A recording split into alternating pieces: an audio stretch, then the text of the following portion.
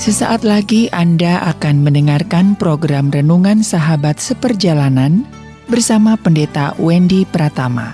Selamat mendengarkan.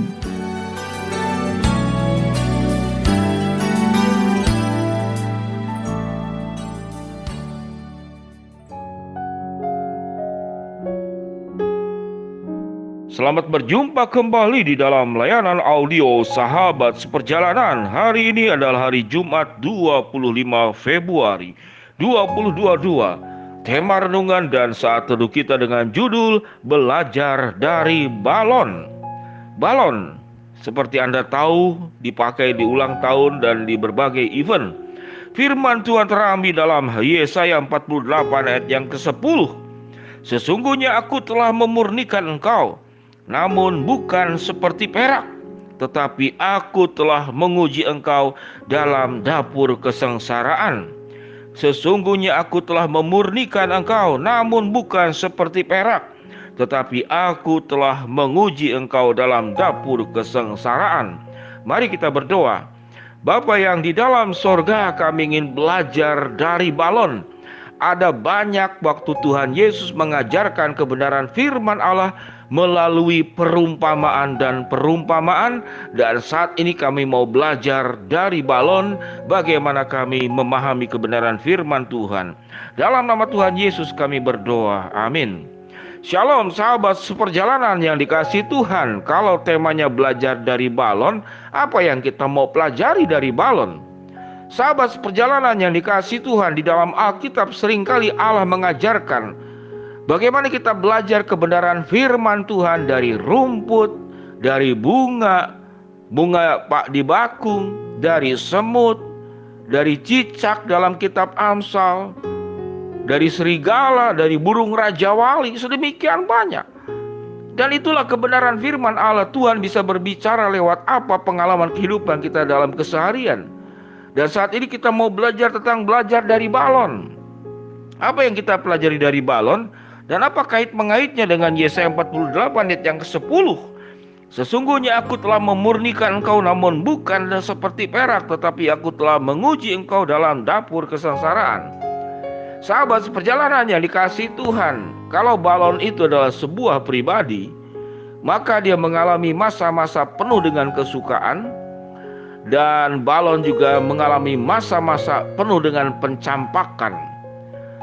Kapan balon itu disanjung? Kapan balon itu dipuji? Kapan balon itu menjadi pusat perhatian? Kapan balon itu menjadi sasaran daripada foto, video, dimasukkan ke YouTube, dimasukkan ke berbagai macam media sosial?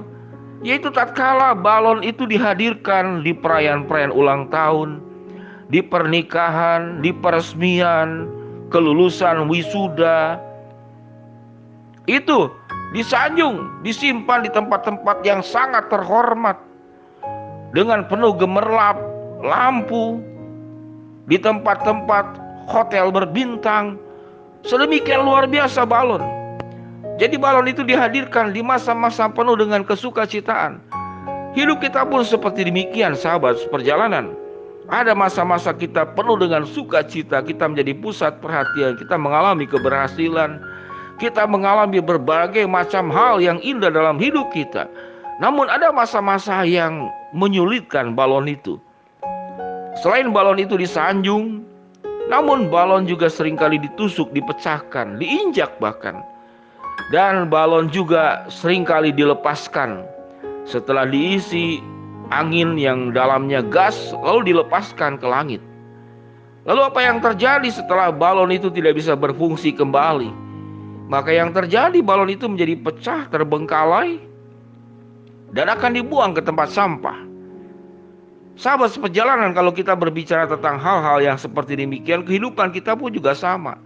Apa yang dimasukkan ke dalam balon? Hanya angin. Hanya angin. Dan kalau kita berbicara tentang filosofi balon, kehidupan kita demikian. Apa yang kita raih di dalam dunia ini hanya angin. Kita masukkan apa? Kekayaan, kita masukkan kesehatan, kita masukkan pencapaian. Namun di akhir kehidupan kita seperti balon, akan mengempis. Udara yang di dalamnya itu akan hilang dan tidak ada lagi. Sama dengan kehidupan kita pun akan mengempis. Secara bertahap yang kita miliki itu akan hilang. Satu demi satu. Hilang karena masalah keadaan, atau hilang karena kita memang sudah tidak punya kemampuan mengelolanya.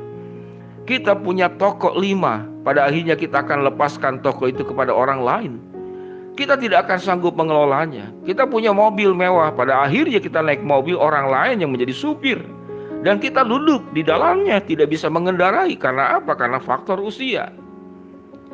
Kita bisa pergi ke tempat-tempat yang indah luar biasa. Kita pernah punya prestasi yang luar biasa. Pada akhirnya kita akan seperti balon yang akan mengempis. Tidak punya pesona, tidak punya daya, dan tidak menarik buat siapapun juga. Dengan demikian sahabat seperjalanan yang dikasihi Tuhan, dalam kitab Yesaya 48 ayat yang 10, firman Tuhan berkata, sesungguhnya aku memurnikan engkau, bukan seperti perak, tetapi aku memurnikan engkau, menguji engkau dalam dapur kesengsaraan.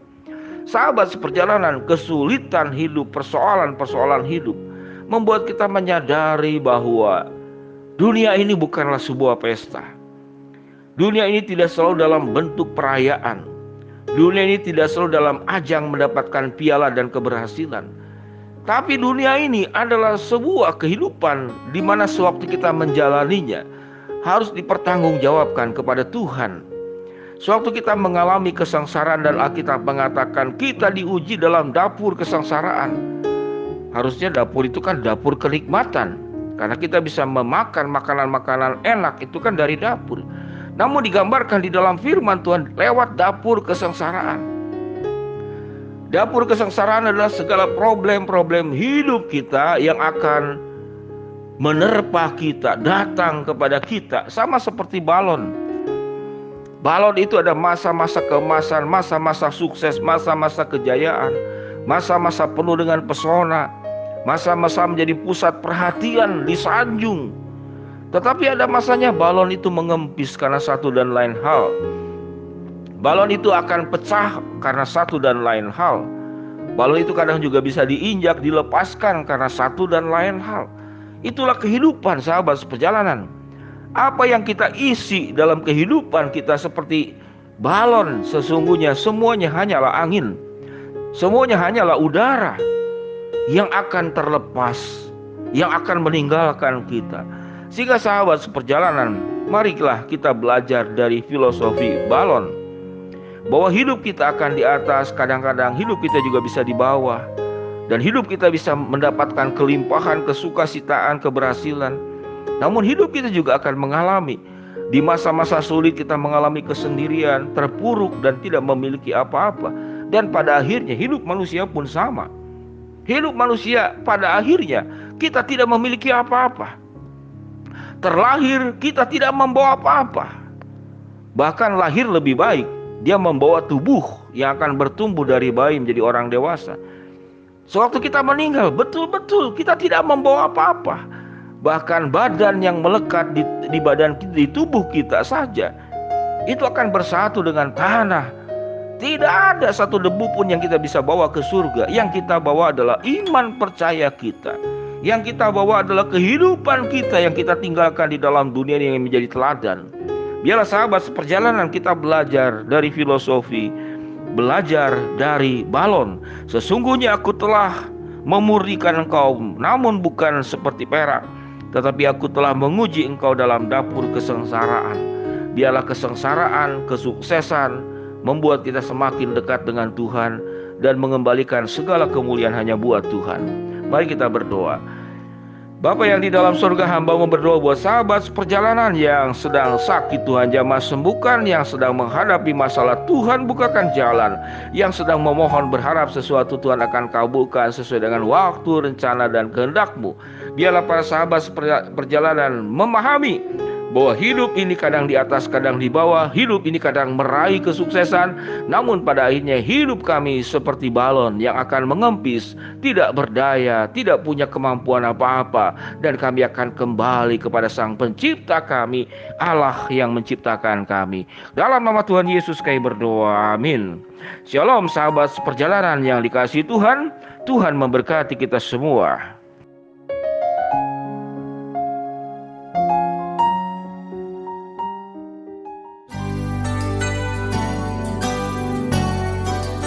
Anda baru saja mendengarkan program Renungan Sahabat Seperjalanan bersama Pendeta Wendy Pratama. Terima kasih atas perhatian Anda. Tuhan Yesus memberkati.